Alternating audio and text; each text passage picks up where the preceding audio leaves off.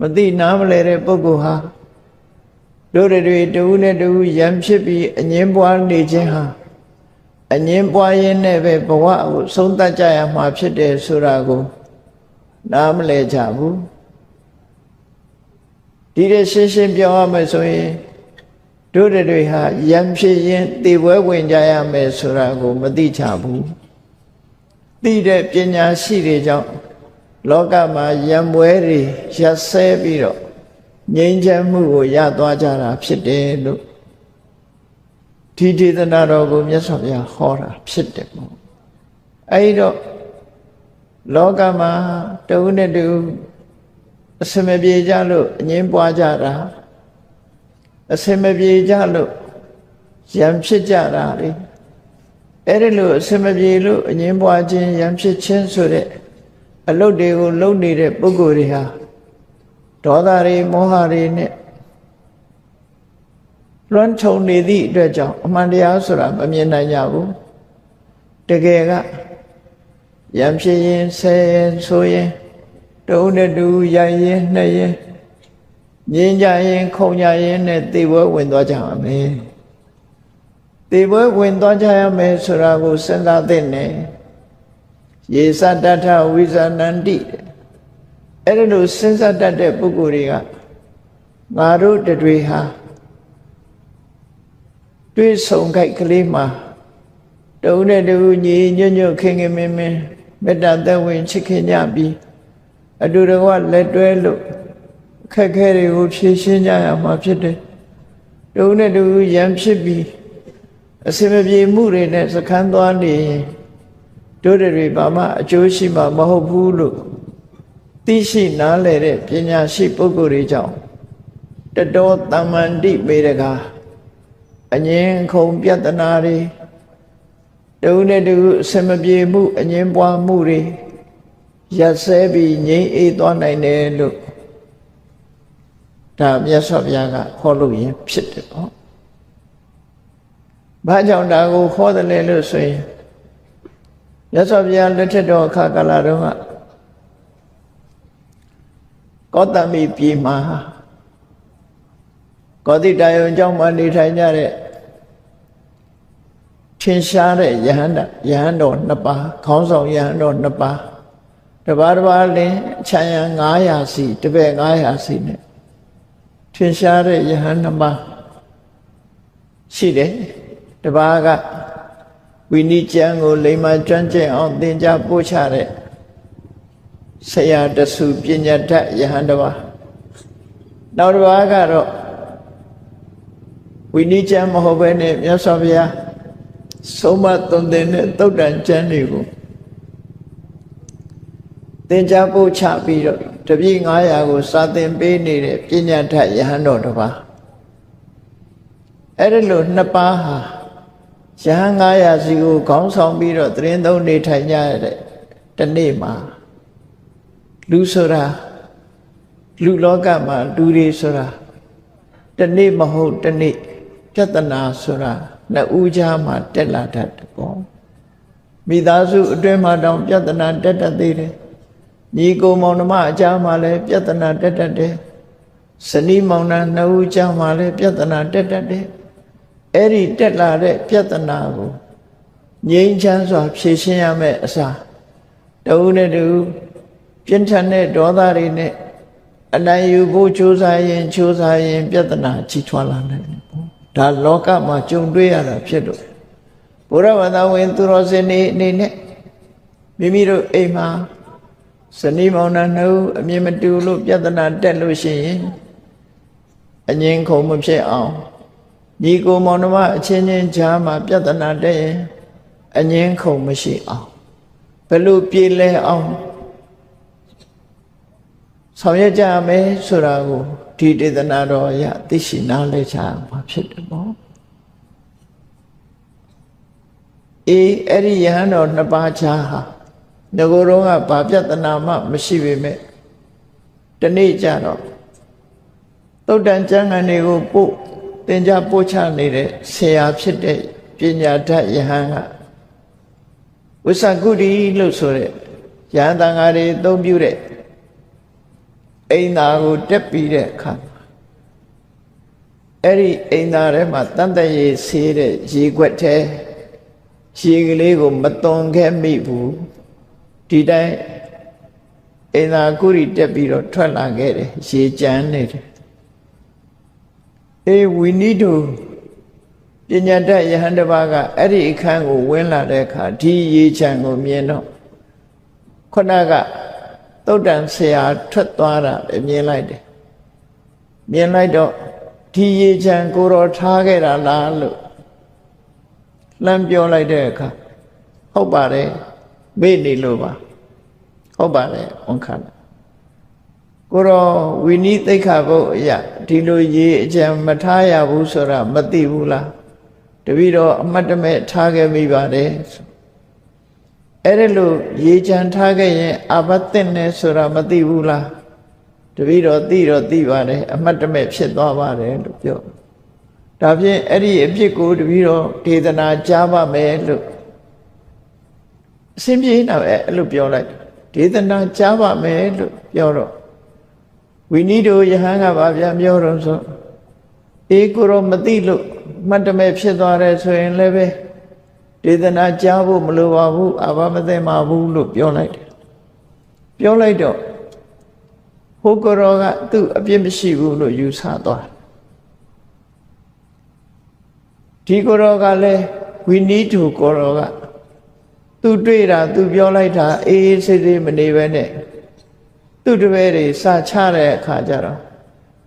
ဟိုဘက်ကသုတ်တန်ဆရာကြီးကတော့ဝီနီးကိုနားမလဲဘူးအိမ်သာတက်ရင်ရေတန်သက်ခွက်ထဲမှာရေတွေခြံထားခဲ့တယ်ဒါလေးတောင်မသိဘူးဆိုပြီးတော့အပုတ်ချတဲ့စကားပြောလောကလူတွေကအဲ့လိုမျိုးလှုပ်ထရှိကြပြဿနာတက်ဖို့အတွက်ဖြစ်တယ်အဲ့လိုပြောလိုက်တဲ့အခါကျတော့စာလိုက်တဲ့တပည့်တွေကသရင်သုံးမောချင်းချင်းသုတ်တန်ရဲ့တပည့်တွေကိုသွားပြောတယ်ပေါ့ကိုရောတို့ဆရာကြီးကတန်တဲ့ကြီးခြံခဲ့တာအဘသင့်တယ်ဆိုတာမသိဘူးလို့ပြောတယ်ကိုရောတို့ဆရာကြီးကဝိနည်းနားမလဲဘူးလားနဲ့ပြောကြတဲ့အခါဟိုတပည့်တွေကသူတို့ဆရာကိုလျှောက်တယ်သူတို့ဆရာလျှောက်တဲ့အခါမှာသုတ်တန်ဆရာကဘာပြောတော့ခြံခဲ့တာငါအမှတ်တမဲ့ဖြစ်တာပါလို့အာဘသိရင်လည်းပဲဒေသနာကြားပါမယ်လို့ငါပြောတယ်အဲ့ဒီပြောတော့ကတော့ तू ကအဘမသိဘူးလို့ငါ့ကိုပြောလိုက်တယ်ဒါကြောင့်မို့လို့ငါကအဘမသိဘူးဆိုပြီးတော့နေတာလို့အခုတော့ तू ကအဘသိတယ်လို့ပြောပြန်ပြီဒီလူဟာလူလိမ့်မယ်ဆိုဟောမကျေနပ်မှုတွေဒီလိုဖြစ်လာစနော်တန်ဃာတွေအတွင်းမှာဒီလိုမကျေနပ်မှုတွေတုံးနဲ့တူပုတ်ခတ်တဲ့စကားတွေကစပြီကောတံမီယဟန်တွေဟာအချီးကျယ်ပြဿနာတက်ပြီးတော့မြတ်စွာဘုရားညီညွတ်စိတ်ဆက်ပေးတာတောင်မှမရတဲ့အတိုင်းမြတ်စွာဘုရားကိုယ်တိုင်တောင်မှပါဠိလျက်ကတော့ကိုကြွသွားပြီးတဝါဆိုရဒီယဟန်တွေဟာညီညွတ်အောင်စိတ်ဆက်ပေးလို့မရဘူးတုံးနဲ့တူနောက်ဆုံးမှမျက်နှာချင်းမဆိုင်နိုင်လောက်အောင်အုပ်စုနှစ်စုကွဲသွားတယ်အဲ့ဒီအုပ်စုနှစ်စုကွဲရကသူတို့ကိုယုံကြည်ကိုးကွယ်တဲ့တရားတွေလည်းကွဲသူတို့ရဲ့ဩဝါဒခံတဲ့ဘိက္ခုနီတန်ဃာတွေလည်းကွဲသူတို့ရဲ့ကိုယ်ဆောင်တဲ့တွေသူတို့နဲ့ပတ်သက်တာတွေကလည်းပဲအကုန်လုံးပြမပြေထီအောင်အကွဲဆက်လန်းကြီးဟာချီထွားသွားတယ်ဟောအုပ်စုဆိုတာဒီလိုရှိတတ်တယ်ဒါလူလောကမှာဖြစ်လိဖြစ်တာရှိတဲ့သဘာဝတရားပဲနော်အဲ့ဒီသဘာဝတရားနဲ့ပတ်သက်ပြီးမြတ်စွာဘုရားကသင်္ကန်းစာပေးတာပရိသနာဝိဇဏန္တိမယမိထယမမတိငါတို့ဟာတဦးနဲ့တဦးပြေလည်အောင်လုပ်ရမယ့်အစားတဦးနဲ့တဦးယံဖြစ်ပြီးအငင်းပွားနေခြင်းဟာသေရွာသို့အငင်းပွားရင်နောက်ဆုံးမှသေဆုံးကြရမှာဆိုတာကိုမစင်စားမိကြဘူးမစင်စားမိကြသည့်အတွက်ကြောင့်တဦးနဲ့တဦးအငင်းပွားနေကြတာဖြစ်တယ်တို့တွေဟာမမရွင်ရွင်လုံးရက်တွေနဲ့တဦးနဲ့တဦးပြေလဲအောင်အချင်းချင်းအပုတ်မချပဲနဲ့ပြေလဲအောင်စကားပြောကြရမယ်အစားတဦးအပြစ်တဦးကရှုပြီးတော့ပြောနေကြတာ အဲ့ဒီလိုပြောနေခြင်းဖြင့်တို့တွေဟာဘာအကျိုးမှမရှိဘူးဆိုတာမသိကြအဲ့ဒီအကျိုးမရှိဘူးဆိုတာကိုသိလာတဲ့ပညာရှိပုဂ္ဂိုလ်တွေပေါ်လာတဲ့အခါမှာတတောတမ္မန္တိမေတ္တာအငြင်းအခုံပွဲတွေဟာရပ်ဆိုင်သွားတာဖြစ်တယ်လို့လောကကြီးမှာတဦးနဲ့တဦးငြင်းညခုံညဆိုတာဘယ်နေရာမဆိုရှိတာကြီးပဲအလုံးဟာငြင်းစရာခုံစရာတွေနဲ့ပတ်သက်ပြီးလောကကြီးဟာအငြင်းခုံဖြစ်နေကြတာဖြစ်တယ်အဲ့ဒီကောသမိယဟန်နှစ်ပါးတပိတန်ဃာတွေနဲ့အတူတကွယဟန်တစ်ထောင်ကြားမှာအငြင်းပွားမှုပြဿနာနဲ့ပတ်သက်ပြီးတော့လောကလူသားတွေကိုဘဝသင်္ကန်းစာပေးတဲ့အနေနဲ့မြတ်စွာဘုရားကဒီဒေသနာတော်ကိုဟောခဲ့တာဖြစ်တယ်ဒီဒေသနာတော်ကိုအငြင်းပွားเสียဒီဒေသနာတော်ကိုမှတ်သားနာယူပြီးမိမိတို့အချင်းမှာအငြင်းပွားเสียဖြစ်ရင်အေးတို့တွေရံဖြစ်မနေသင့်ဘူးတူပြည့်တူမရှာသင့်ဘူးရှားနေကြလို့ရှိ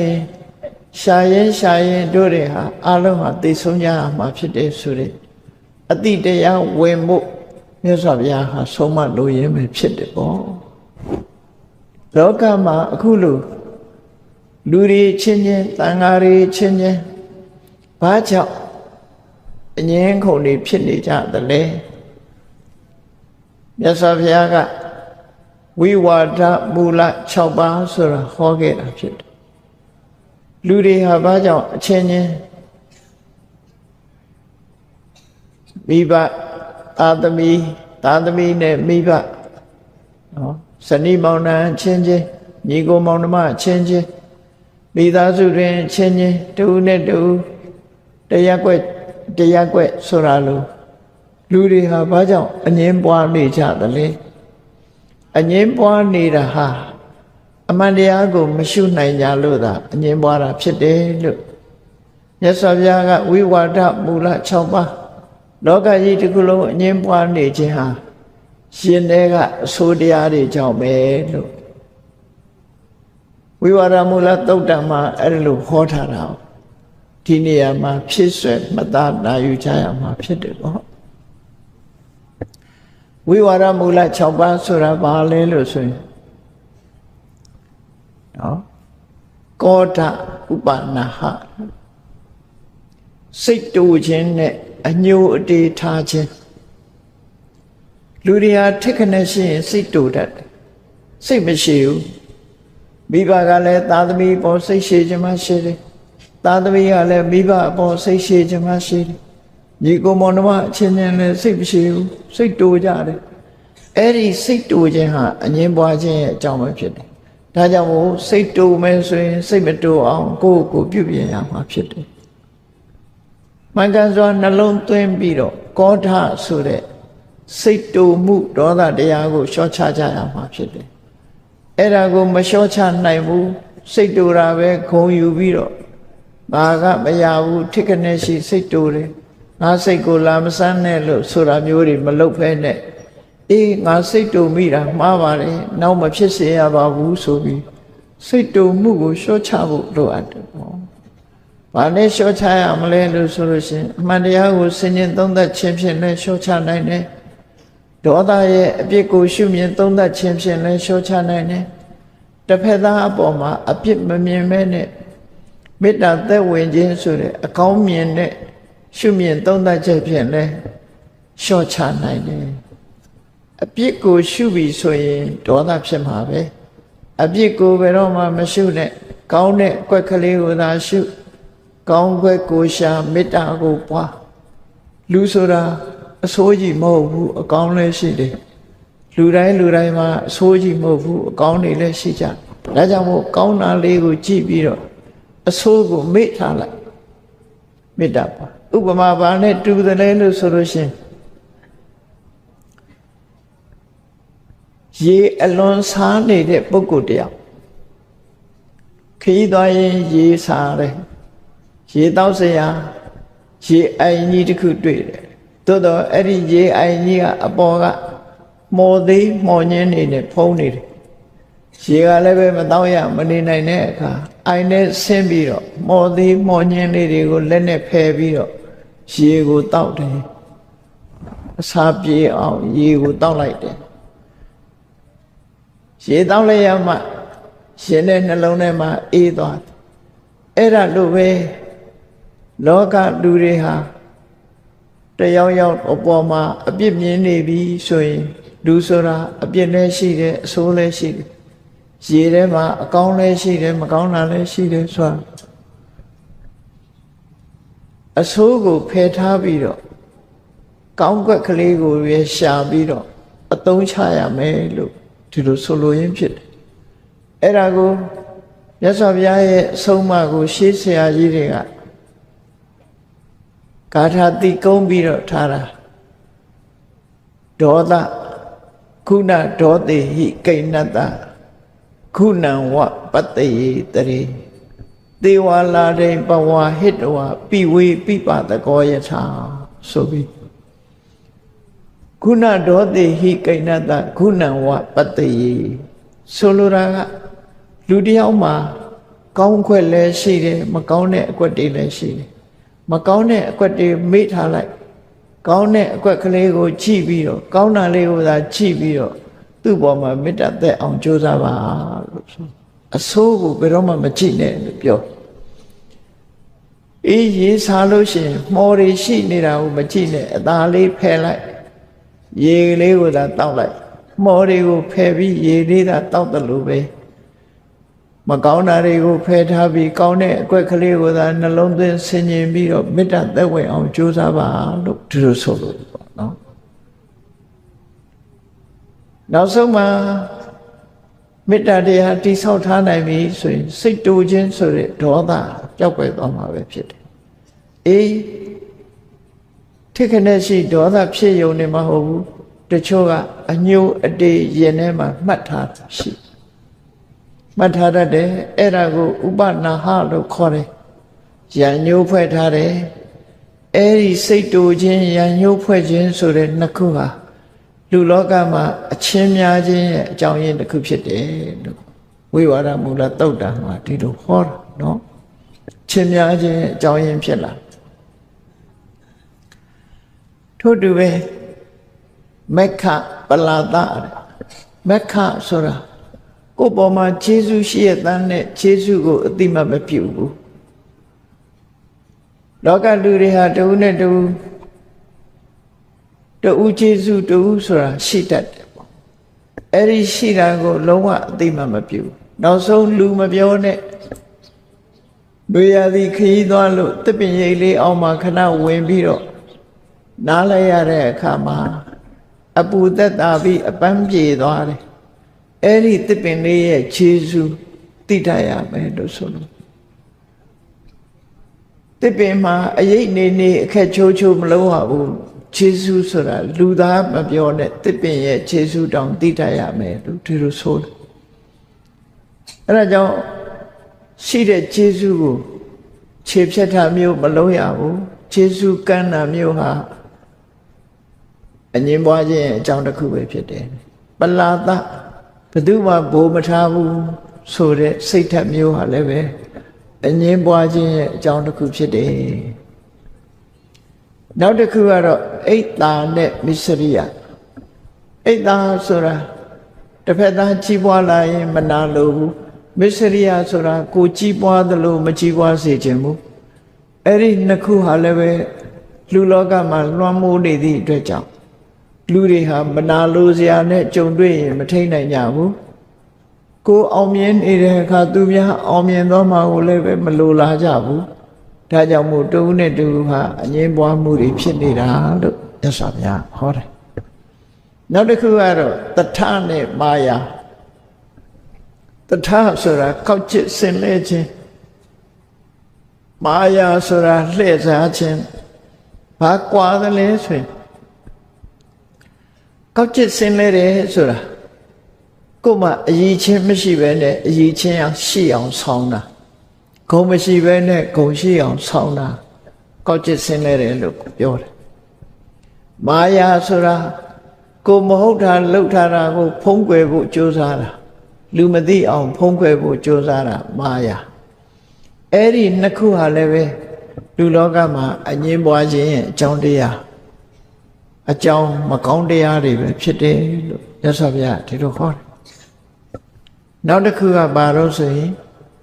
ပါပိဿမိစ္ဆာဒိဋ္ဌိပါပိဿဆိုတာ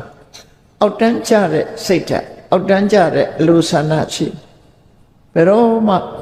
မြင့်မြတ်တဲ့စိတ်နေသဘောထားမထားဘူးအောက်တန်းကျတဲ့နည်းတွေနဲ့အသုံးပြုကြဆိုပါစို့ဒီမိမိကိုယ်တိုင်ကြိုးစားအထုတ်ပြီးအောင်မြင်ရမယ့်ကိစ္စမျိုးကို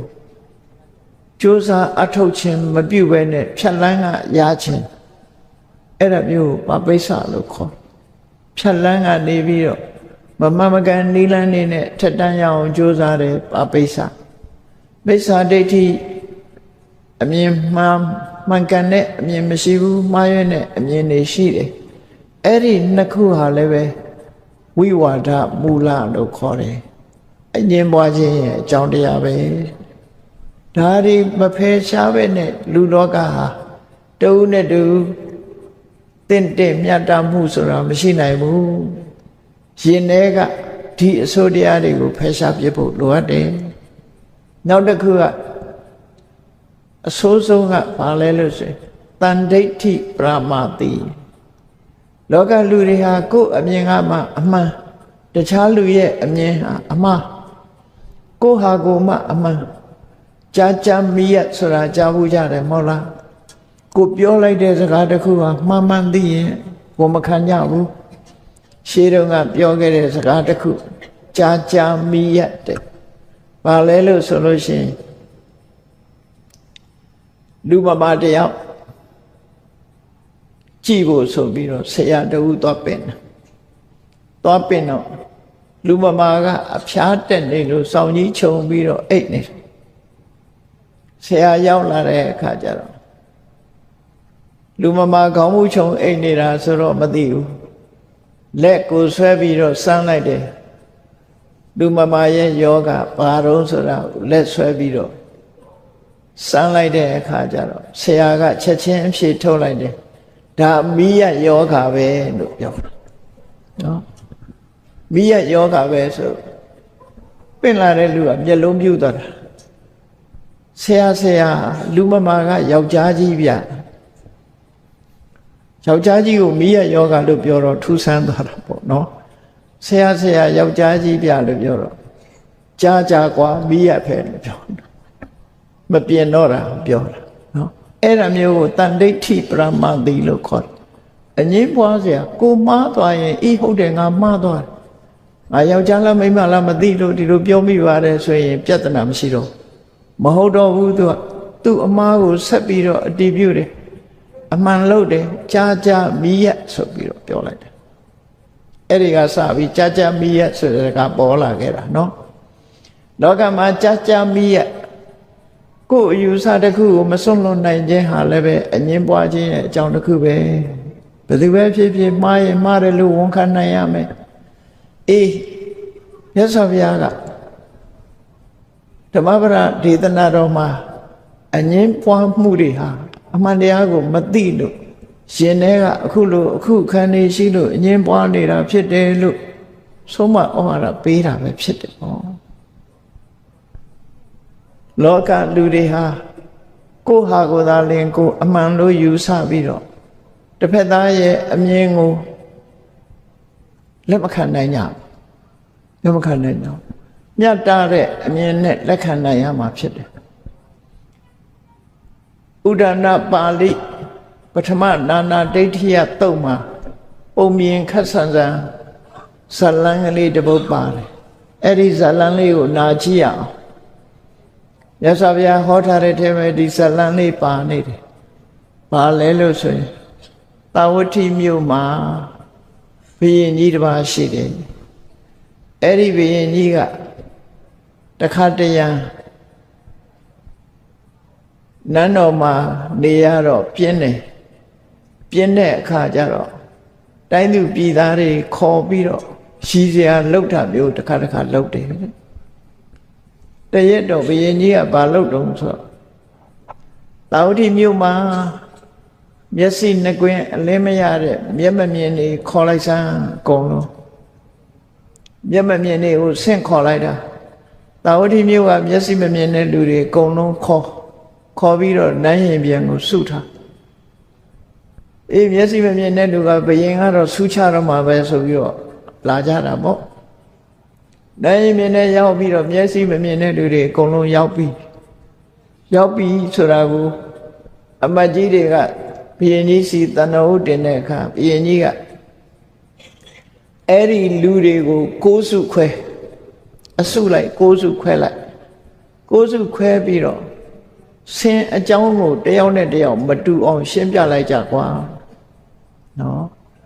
မျက်မမြင်တွေကိုဆင်းကိုပြလိုက်ကြလို့ပြောတယ်ဆင်းဆိုတာဒါပဲဟေးလို့ဆိုဆင်းကောင်ကြီးကိုပြခိုင်း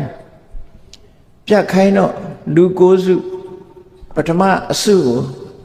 ဆင်းရဲ့ဥခေါင်းကိုကင်ပြီးတော့ပြတယ်ဆင်းဆိုတာဒါပဲကွာစမ်းတယ်မျက်စိကမမြင်တော့ဆင်းကောင်းကြီးကိုစမ်းပြီးတော့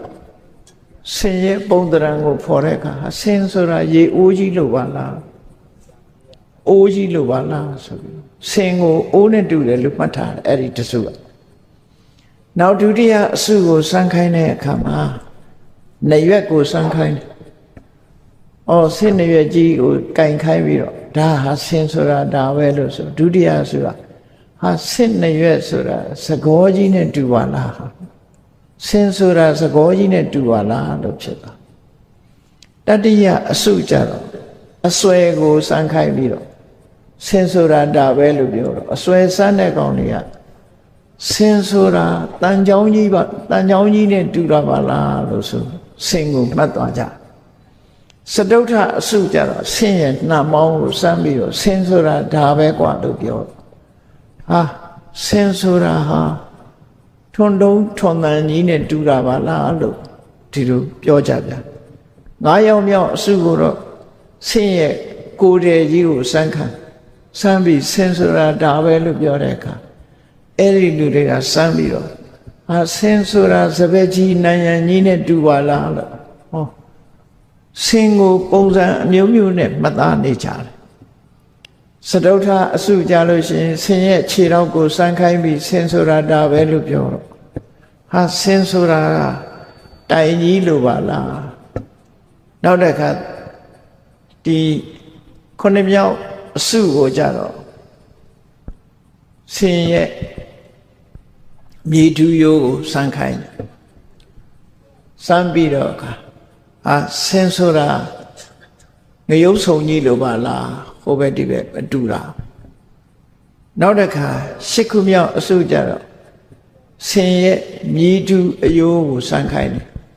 စမ်းခိုင်းတဲ့အခါဆင်းဆိုတာသူတို့စိတ်ထဲမှာထင်တာတွေပြောကြတယ်နောက်တစ်ခါအမြည်ပြားကိုစမ်းခိုင်းပြီးတဲ့အခါကျတော့9ယောက်မြောက်အစုကိုအမြည်ပြားကိုစမ်းတော့ဆင်းဆိုတာတပြက်စီးကြီးလို့ပါပဲလားဆင်းကိုတယောက်နဲ့တယောက်မတူအောင်ပြလိုက်တာအဲ့ဒီဇာလန်လေးကငယ်ငယ်တော့ဖတ်ဘူးတယ်မြန်မာဖတ်စာထဲမှာမျက်မမြင်ပုံနာ6ယောက်ဆိုပြီးတော့အဲ့ထက်မှရေးတယ်အခုမြတ်စွာဘုရားရဲ့ပိဋကစာပေထဲမှာဥဒ္ဒံပါဠိတော်မှာပထမနာနာဒိဋ္ဌိယတုတ်မှာအဲ့ဒီဇာလန်ပါထူးဆန်းနေနော်အဲ့ဇာလန်လေးပါအဲ့ဒါလို့ဆင်ကိုပြပြီးတဲ့အခါမှာဘုရင်ကြီးကိုတန်တော်ဥတင်ကြတယ်ရှင်ဘုရားရှင်မင်းကြီးမျက်မမြင်သူကန်းတွေကိုဆင်ကိုပြပြီးပါပြီသူတို့ဆင်မြင်ပြီးကြပါပြီဆိုဘုရင်ကြီးကအဲ့ကြတော့မှထွက်လာပြီးတဲ့အခါကျတော့9စုခွဲထားတဲ့လူတွေကိုပြောတယ်မောင်မင်းတို့ဆင်ဆိုတာတွေ့ကြပါလားလို့ဆိုတွေ့ပါပြီဖြေကြဟုတ်ကဲဒါဖြင့်ပြောစမ်းဆင်ကဘာနဲ့တူတော့ဆိုခေါင်းစမ်းမိတဲ့လူတွေကရေအိုးကြီးနဲ့တူပါတယ်ဆိုထားပြီကြံတဲ့ကောင်တွေကမကျင့်တတ်ဘူးငါတို့စမ်းတာရေအိုးမဟုတ်ပါဘူးနော်မြည်ပြားစမ်းမိတဲ့ကောင်ကတပြက်စီးပါဘယ်နဲ့ရေအိုးနဲ့တူအောင်ဒီကောင်တွေဘယင်ကိုမဟုတ်တရုပ်တွေပြောနေတယ်ဆိုရင်တယောက်မျက်စိမမြင်မြင်မျက်စောင်းထိုးတယ်မျက်စောင်းထိုးပြီးတော့တယောက်တစ်မျိုးပြောကြတဲ့အခါမှာမဟုတ်ဘူးဟုတ်တယ်ညင်းပြီးတော့ထ ပြီးတော့နှစ်ပန်းလုံးရတယ်မျက်မမြင်သူကနေရံဖြစ်လိုက်ကြတာဆင်ကိုညင်းညရင်ရံဖြစ်လိုက်ကြတာအဲ့ဒီကြတော့မှဘုရင်ကြီးကသူကဝန္တာအာရပျော်ပြီးတော့ရည်တာအပြင်းဖြေတာတဲ့ကဲနော်မြတ်စွာဘုရားကအဲ့ဒါကိုဥပမာအနေနဲ့ဟောတယ်လောကလူသားတွေဟာတယောက်နဲ့တယောက်ဒီလိုခွင့်မလွတ်နိုင်ကြဘူးကိုတိရာမကိုဟာမအမှန်လို့ဆိုပြီးတော့ယူဆပြီးတော့ညှင်းခုန်နေကြတာတကယ်ကတော့ဆင်းကိုအပြည့်အစုံမြင်ကြတာတယောက်မှမပါဘူးတစိမ့်တေသားဟိုသာမြင်နေကြတာအားလုံးစုလိုက်မယ်ဆိုရင်ဆင်ကောင်လုံးကြီးပေါ်လာမှာဖြစ်တယ်အဲ့ဒါကိုမသိသည့်အတွက်ကြောင့်တစ်ခုတစ်ဖက်မြင်အနေနဲ့ညင်းနေကြတာအမှန်မြင်ရင်ညင်းစရာမရှိဘူးဆိုပြီးမြတ်စွာဘုရားကအဲ့ဒီမှာဒေသနာတော်တစ်ပုဒ်ကိုဟောတဲ့အခါဣမေတုကိရသစ္ဆန္တိဧကေတမနာပြမနာလောကမှာအယူဝါဒညင်းခုန်နေကြတဲ့သမဏပြမနာတွေဟာကိုယ်တန်ရာပေါ်မှာမှတ်သားထားပြီးတော့သူတစ်ပါးပြောတာကိုခွင့်မလွတ်နိုင်ကြဘူးစနာဝိကရှာနံဝိဝဒန္တိကိုထင်တာကိုပဲအသေးဆုပ်ကင်ထားပြီးတော့စနာဧကင်ကဓာတိနောကိုသိတဲ့အပိုင်းကလေးကိုအသေးဆုပ်ထားပြီးတော့အငင်းပွားနေကြတာသာဖြစ်တယ်လို့မြတ်စွာဘုရားကသင်္ကန်းစာတစ်ခုအနေနဲ့ဟောအဲ့တော့ဘုန်းကြီးတို့တွေအခုလို့အကြောင်းအရာတစ်ခုနဲ့အငင်းပွားစရာတွေ့လာလို့ရှိရင်အေးသူမြင်တာလဲဟုတ်မှာပဲငါမြင်တာလဲဟုတ်မှာပဲနှစ်ခုပေါင်းစပ်လိုက်မှအမြင်နှစ်ခုဟာပြည့်စုံမှာဖြစ်နိုင်မယ်ငါအကုန်လုံးမမြင်သေးလို့ပဲဖြစ်မဲ့ဆိုမငင်းမဲနဲ့ညီညွတ်စိတ်ဆက်ဖို့လိုအပ်တယ်ပေါ့ဒီလိုဆိုလို့လေပေါ့အငင်းခုမလုံးတင်ဘူးငါသိတာမပြည့်စုံသေးဘူးသူသိတာနဲ့ပေါင်းစပ်မှသာပြည့်စုံမယ်ဟောဒီပုံစံမျိုးဒီလိုဆိုလို့လေပေါ့ခေတ်ကလာတဲ့ပုံဝတ္ထုတွေတခုပြောအောင်အင်္ဂလိပ်လိုရေးထားတဲ့ဖတ်စာလေးတစ်ခုထဲမှာ English by Stranger ဆိုတဲ့စာအုပ်မှာပုံဝတ္ထုလေးတစ်ခုရေးထားတာရှိThere are two sides in every question ခေါင်းစဉ်လေးပေးထားပြဿနာမှာနှစ်ဖက်အမြင်ရှိပါတယ်ပြဿနာတစ်ခုမှာအမြင်နှစ်မျိုးရှိပါတယ်ဆိုပြီးတော့ရေးထားတာမှတ်သားစရာလေးတစ်ခု။ဘာရေးထားတော့ဆိုရှေးခေတ်ကခရီးသွားကြတယ်မြင်းစီးပြီးတော့သွားတောင်ကုန်းလေးတစ်ခုမှာစားတော့ဆိုင်လေးတစ်ခုဖွင့်ထားတယ်။လမ်းကြီးကတောင်နဲ့မြောက်ဖောက်ထားတောင်ဘက်ကလာတဲ့လူတွေကလည်းအဲ့ဒီနားမှာခဏအပန်းဖြေမြောက်ကလာတဲ့လူကလည်းအဲ့ဒီတောင်ကုန်းလေးပေါ်ရောက်ရင်အဲ့ဒီနားမှာအပန်းဖြေအရေးအဝါဒကောင်းကောင်းနဲ့စားတော့ဆိုင်လေးတစ်ဆိုင်ဖွင့်ထားတယ်စားတော့ဆိုင်လေးတစ်ဆိုင်ဖွင့်ထားတယ်တနေ့ကျတော့တောင်ကနေမြောက်လာတဲ့လူတယောက်ကမြင်းစီးပြီးတော့အဲ့ဒီနားရောက်လာမြောက်ကနေတောင်လာတဲ့လူကလည်းမြင်းစီးလာကြနှစ်ယောက်ဟာအဲ့ဒီတောင်ကုန်းလေးထိပ်မှာဆုံပြီးကြဆုံပြီးတော့နှစ်ယောက်စလုံးကနားကြမယ်ဆိုမြင်းမော်ကခုံဆင်းပြီးတော့တယောက်ကအပေါ်မော့ကြည့်လိုက်တယ်မော့ကြည့်လိုက်တဲ့အခါကျတော့အော်ဒီစခန်းလေးကဒီစားတော့ဆိုင်လေးက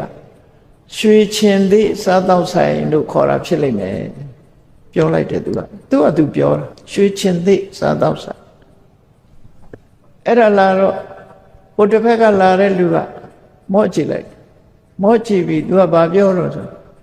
ဆရာကြီးခင်ဗျမှားနေတယ်ရွှေချင်သေးမဟုတ်ဘူးပြတယ်ငွေချင်သေးအဲ့လိုပြောရွှေချင်သေးမဟုတ်ဘူးပြတယ်ငွေချင်သေးပါလို့ဆိုဟိုလူကဒေါသထွက်လာခင်ဗျကျုပ်ကိုရွှေနဲ့ငွေမကွဲဘူးလို့ပြောချင်တာလားကျွန်တော်ကအမှန်တရားပြောတာပါခင်ဗျမှားနေလို့မှားတယ်ပြောဟောစကားများလာကြတဲ့အခါကျတော့ရံဖြစ်ကြတယ်ပေါ့ဒါချင်းရှင်ပြီးခုတ်တယ်အဲ့ဒီခေတ်ကရံဖြစ်ပြီးဆိုရင်လူကိုယ်စီလူတိုင်းမှာတရှည်တစ်ချောင်းစီပါလာတလွယ်ကြီးတွေနဲ့ဆင်းပြီးတော့ခုတ်ကြဒါချင်းရှင်ပြီးတော့ခုတ်လိုက်တဲ့အခါမှာကောင်းကင်ယံက ရက်လိုက်ဆိုတဲ့အတန်တစ်ခုကြားလိုက်မောကြည့်လိုက်ကြနတ်သမီးကဆင်းလာတယ်ရှင်တို့ဘာလုပ်နေကြတာတော့ဆိုငါတို့ဟာအမှန်တရားအတွက်တိုက်ပွဲဝင်နေကြတာ fighting for the truth မှန်တရားအတွက်တိုက်ပွဲဝင်နေကြကဲပြောပါဦးဘာလို့မှန်တရားငါကရွှေချင်းသေးလို့ပြောတာဒီလူကရွှေမဟုတ်ဘူးငွေချင်းသေးလို့ပြောတယ်အဲ့တော့ရွှေနဲ့ငွေနဲ့ငါ့ကိုမကွဲဘူးလို့ပြောလို့ငါဟာမကျေနပ်လို့တိုက်ပွဲဝင်တာဟိုလူကလည်းပြောတယ်ကျွန်တော်ကရွှေငွေမှုငွေချင်းသေးပြောတာသူကရွှေစွညင်းနေတယ်ဒါကြောင့်မို့ကျွန်တော်ကအမှန်တရားအတွက်တိုက်ပွဲဝင်နေတယ်အဲ့ဒီလိုအငင်းပွားနေတဲ့အခါနတ်သမီးကကဲမြောက်ဘက်ကလာတဲ့ချင်းတဲလမင်းကတောင်ဘက်ကိုသွားတောင်ဘက်ကလာတဲ့ချင်းတဲလမင်းကမြောက်ဘက်ကိုသွားပြီးတဲ့အခါမှာအဲ့ဒီဟာကိုမော့ကြည့်လိုက်ပါလို့ဆိုချင်းသေးယုတ်ကရွှေတစ်ဖက်ငွေတစ်ဖက်လောက်ထားတာဖြစ်နော်ရွှေတစ်ဖက်ငွေတစ်ဖက်အဲ့တော့ရွှေလို့ပြောတာလဲမှန်တာပဲငွေလို့ပြောတာလဲမှန်တာပဲတဦးရဲ့အမှန်ကိုတဦးကလက်မခံနိုင်ပဲနဲ့အငင်းဖြစ်နေကြအဲ့ဒီကြတော့မှသူတို့ချင်းချင်းဟာလက်ဆွဲနှုတ်ဆက်ပြီးသူလည်းမမှန်ဘူးကိုလည်းမမှန်ဘူးသူလည်းမှားပါတယ်ကိုလည်းမှားပါတယ်ရွှေတစ်ဖက်ငွေတစ်ဖက်လောက်ထားတော့ရွှေချင်းသေးလည်းဟုတ်တယ်ငွေချင်းသေးလည်းဟုတ်တယ်လက်ခံသွားအေးလောကလူတွေဟာအဲ့တိုင်းပဲမြတ်စွာဘုရားကမေးကြည့်တယ်ဇနာဧကင်္ဂထတိနောလူတွေဟာတစ်ဖက်မြင်ပြီးတော့အငြင်းပွားနေကြတာလားဖြစ်တယ်နှစ်ဖက်စလုံးမြင်ပြီဆိုရင်ဘာမှငြင်းစရာမရှိတော့ဘူးအပြေဝမြင်လာလို့ရှိရင်ငြင်းစရာမရှိတော့ဘူးလို့ဒီလိုမြတ်စွာဘုရားကဆုံးမဟောကြားခဲ့တာဟုတ်အေးဓမ္မပဒမှာလည်းပဲဓမ္မရတ္တပေါ်လွင်အောင်မြတ်စွာဘုရားကပရိသနာဝိဇဏန္တိမယမိထယမမတိမတိတဲ့လူတွေဟာညင်းနေကြတာလို့ဆိုလို့တယ်ညင်းနေဆိုကြတဲ့ကအမှန်မသိလို့ပဲအမှန်မသိဘူးဆိုကြတဲ့ကအမှားသိနေကြတယ်ဆိုတဲ့အဓိပ္ပာယ်ရောက်တယ်ပေါ့မပြည့်စုံတဲ့အတိဟာလည်းအမှန်သိမဟုတ်ဘူးတဝက်တစ်ပြက်သိတဲ့အတိဟာလည်းပဲအမှန်သိမဟုတ်ဘူးဒါကြောင့်မို့အဲ့ဒီလိုငင်းခုန်နေခြင်းဟာဘာတစ်ခုမှအကျိုးမရှိဘူးမငင်းခုန်ခြင်းဟာသာလဲမှန်ကန်တဲ့အကျိုးရှိပရိသနာဝိဇဏန္တိသိဉာဏ်ကင်းမဲ့တဲ့ပုဂ္ဂိုလ်တွေဟာအမှန်တရားဆိုတာကိုမသိကြဒါတွေမကဘူးမယမိထယမမတိငါတို့ဟာအလကားကိစ္စပေါ်မှာအချိန်ဖြုံးနေကြတာပါလားဆိုတာလည်းမသိဘူး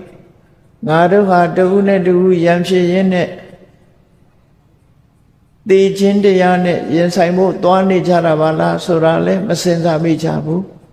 ဒါကြောင့်မို့လူတွေဟာအငြင်းသမီးယဟန်တွေကလည်းပဲထို့တူပဲကိုယ်အမှားတစ်ခုစီနဲ့ကိုယ်အမှားကိုကိုယ်မမြင်မဲ့နဲ့သူတစ်ပါးအမှားလုပ်ပြီးတော့တဦးနဲ့တဦးရန်ခိုက်ဒေါသဖြစ်နေခြင်းဟာအသိဉာဏ်ကင်းမဲ့ရာရောက်တယ်ပေါ့သိရကင်းမဲ့ရာရောက်လို့မသိတဲ့ပုဂ္ဂိုလ်တွေကြောင့်ရံပွဲတွေဟာအငြင်းပွားမှုတွေဟာဖြစ်နေတယ်သိတဲ့ပုဂ္ဂိုလ်တွေဆိုရင်အငြင်းပွားစရာဘာတစ်ခုမှမရှိဘူးလို့ဒီဓမ္မရတ္တအနေနဲ့ဒါကိုဖော်ပြလို့ရင်ဖြစ်တယ်ယေသတထဝိဇဏန္တိအငြင်းပွားနေတဲ့ကိစ္စတွေမှာကြည့်လိုက်ခုနကရွှေချင်းသေးငွေချင်းသေးညင်းနေတာဟာတစ်ဖက်ကရွှေတစ်ဖက်ကငွေဒီဘက်ကကြည့်ရင်ရွှေမှန်တယ်ဟိုဘက်ကကြည့်ရင်ငွေမှန်တယ်တစ်ဖက်စီမှန်နေတာကိုတဦးတူခွင့်မလို့နိုင်မဲ့ညင်းနေကြတာပြည့်စုံအောင်မသိလို့သာဖြစ်တယ်သိလာပြီဆိုတဲ့အခါမှာအငြင်းဟာဝါစရာမရှိတော့ဘူးဆင်နဲ့ပတ်သက်ပြီးတော့ညင်းနေကြတာလဲခေါင်းပိုင်းကိုသာကြည့်ပြီးတော့အိုးနဲ့တူတယ်လို့ပြောနေတာအမြဲတမ်းကိုကြည့်ပြီးတပြက်စီးနဲ့တူတယ်လို့ပြောနေတာအဲ့ဒီအိုးရောစကောရောတပြက်စီးရောအားလုံးအကုန်လုံးပေါင်းပြီးတော့ဆင်ကောင်လုံးဖော်လိုက်မယ်ဆိုရင်အကုန်လုံးပြည့်ပြည့်စုံစုံကြည့်လိုက်မှဆင်ဆိုတာဒါပဲလို့လက်ခံကြရမှာဖြစ်တယ်ပေါ့လောကမှာပြည့်ပြည့်စုံစုံမသိသေးသမျှကာလပတ်လုံးလူတွေဟာအငြင်းပွားနေကြအောင်မှာပဲအဲ့ဒီအငြင်းပွားနေမှုကို မြတ်စွာဘုရားသခင်ကိုရောမြတ်ကမသိလို့ညင်းကြတာသိရင်အငင်းအခုန်နေဟာပျောက်ကွယ်သွားမှာပဲဖြစ်တယ်ကောင်းသလားလို့ဆိုတာကိုမြတ်စွာဘုရားယဟန်တွေကိုဆုံးမဩဝါဒပေးတဲ့အခါမှာဝိဝါဒံဘယတော်ဒိဋ္ဌဝါအဝိဝါဒင်စခေမတော်သမက်ကသခိလာဟောထဧတာဗုဒ္ဓနုတတနီအငင်းပွားနေခြင်းဟာပျက်စီးဆုံးရှုံးခြင်းရဲ့အကြောင်းဖြစ်လို့ဘေးရန်တစ်ခုအနေနဲ့ရှုမြင်ကြရမယ်မြတ်စွာဘုရားကလောကမှာအငင်းပွားခြင်းဟာပျက်စီးဆုံးရှုံးခြင်းရဲ့အကြောင်းဖြစ်တယ်ဆိုတာကို950ဇတ်ထဲမှာလည်းပဲရှင်းလင်းပြီးတော့မြတ်စွာဘုရားငုံနေအကြောင်းနဲ့ပတ်သက်ပြီးဟောပြောထားတာရှိတယ်ဘုဆိုးတကောင်ကငုံအုပ်ကြီးကိုပိုက်ကွန်နဲ့အုပ်လိုက်တဲ့အခါမှာငုံနေဟာအချင်းမများပဲနဲ့ပိုက်ကွန်ကြီးကိုခြီးပြီးတော့အဝေးပြန်စူးကြုံရှိတဲ့နေရာမှာကျပြီးတော့ဘုဆိုးလက်ကလွတ်အောင်ယုံထွက်သွားကြတယ်ဘုဆိုးဟာပိုက်ကွန်လေးတော်တော်များများဆုံးသွားတယ်ဒါပေမဲ့လို့ဒီငုံငှက်တွေညီညွတ်နေသမျှကာလပတ်လုံးသူ့ဘာမှလုံနိုင်အောင်မဟုတ်ဘူးတနေ့ကြလို့ရှိရင်တော့တကောင်နဲ့တကောင်မတည့်လို့အငင်းပွားကြပြီဆိုရင်အာလုံးသူ့လက်တွင်ရောက်မှာပဲဆိုဇွဲကောင်းကောင်းနဲ့ငုံအုပ်ကိုလိုက်ပြီးတော့ပိုက်ကွန်နဲ့အုပ်တာတရက်ကြတော့ငုံတကောင်ရဲ့ခေါင်းပေါ်မှာတက်နင်းမိတယ်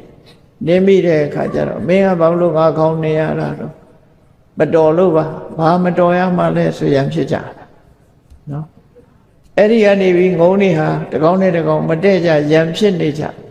ပိုက်ကွန်နဲ့အုပ်လိုက်တဲ့အခါမှာတကောင်စိတ်လာပြုတ်လိုက်ရန်ဖြစ်နေတဲ့အချိန်လေးမှာမုတ်ဆိုးကပိုက်ကွန်ကျိုးဆွဲပြီးတော့ယူလိုက်တဲ့အခါမှာအားလုံးဟာသေပွဲဝင်သွားကြဒါကြောင့်မို့ဝိဝါဒံဘယတော်ဒိဋ္ဌဝါငင်းခုန်နေခြင်းဟာဘေးရန်အန္တရာယ်နဲ့ကြုံတတ်တယ်ဘေးရန်အန္တရာယ်လို့ရှုမြင်ရမှာဖြစ်တယ်အဝိဝါဒင်စခေမတော်အငင်းမပွားခြင်းသာလဲဘေးရန်အန္တရာယ်ကင်းပြီးတော့ရန်ငိမ့်တဲ့နေရာအန္တရာယ်ကင်းတဲ့နေရာဖြစ်မှတ်သားကြရမှာဖြစ်တယ်ဒါကြောင့်သမက္ခရန်တော်ကြီးညီညွတ်ကြရမှာဖြစ်တယ်အလုံးညီညွတ်ကြရမှာဖြစ်တယ်သခိလမိတ်ဆွေစိတ်ဓာတ်မျိုးနဲ့တဦးနဲ့တဦးပြည့်ပြည့်ချောမွေးစွာဆက်ဆံကြရမှာဖြစ်တယ်သမက်ကသခိလဟောထစိတ်ဆက်တဦးနဲ့တဦးပြည့်ပြည့်နေကြဖို့မြတ်စွာဘုရားကဆုံးမတာဧတာဗုဒ္ဓနုတတနီဒါဟာဘုရားမြတ်စွာရဲ့အဆုံးအမစကားပဲလို့ဒီလိုမြတ်စွာဘုရားဆုံးမခဲ့တာဖြစ်တယ်ပေါ့ဒါကြောင့်ဓမ္မပဒမှာလာတဲ့ဓမ္မပဒဒေသနာရဲ့ဓမ္မရတ္တဟာညီညွတ်ခြင်းဟာတန်ဖိုးမဖြတ်နိုင်ဘူးညီညွတ်ခြင်းကြောင့်အခက်ခဲတွေကျော်လွှားနိုင်ပြီးအညီညွတ်မှုကြောင့်ဘေးရန်အန္တရာယ်တွေကင်းပြီးအခက်ခဲမှန်သမျှကိုကျော်လွှားပြီးသမက်ကနံတပောတုခေါ်လို့ဆိုတဲ့အတိုင်းညီညွတ်တဲ့ပုဂ္ဂိုလ်ရဲ့အကျင့်ဟာအရာခတ်သိမ်းမှအစဉ်ပြေချုံးမွေ့တယ်ဆိုတာကိုမြတ်စွာဘုရားကဆုံးမလိုရင်းဖြစ်တယ်တရားချက်ခင်သူတော်စင်ပြိဿပေါင်းတို့ဓမ္မပဒဒေသနာမှဓမ္မရတ္တများကိုနာယူမှတ်သားကြရတဲ့အတွက်မိမိတို့ရဲ့ဘဝမှာလက်တွေ့ကျင့်သုံးရမယ့်ဘဝသင်္ကန်းစာများကိုအရာယူကြရမှာဖြစ်တယ်ဘဝသင်္ကန်းစာတွေကိုရယူပြီးတော့မိမိတို့အချင်းချင်းမိသားစုအတွင်းညီကိုမောင်နှမတွေအတွင်းအချင်းချင်းရဲ့အတွင်းအဖွဲ့အစည်းတွေရဲ့အတွင်းမျိုးသူမျိုးသားတွေရဲ့အတွင်းအားလုံးလုပ်ဖို့ကြိုင်မဲ့တွေရဲ့အတွင်းမှာအချင်းချင်းစကားမများပဲနဲ့ညီညွတ်စွာလောက်ကင်ဆောင်ရွက်ပြီးပြည့်ပြည့်ချောမွေ့စွာဆက်ဆံရမယ်ဆိုလို့ရှိရင်လောကမှာလည်းကောင်းကျိုးရမယ်တန်တရားမှာလည်းကောင်းကျိုးရကောင်းကျိုးတွေအနန္တရပြီးတော့မိမိတို့လိုအပ်တဲ့ဘဝပန်းတိုင်ကိုလှမ်းကင်နိုင်ကြမှာဖြစ်တယ်ဆိုတာကိုယ်စီသဘောကျပြီးမြတ်ဗုဒ္ဓရဲ့အဆုံးအမအတိုင်းလိုက်နာကျင့်သုံးနိုင်ကြပါစေကုန်သတည်း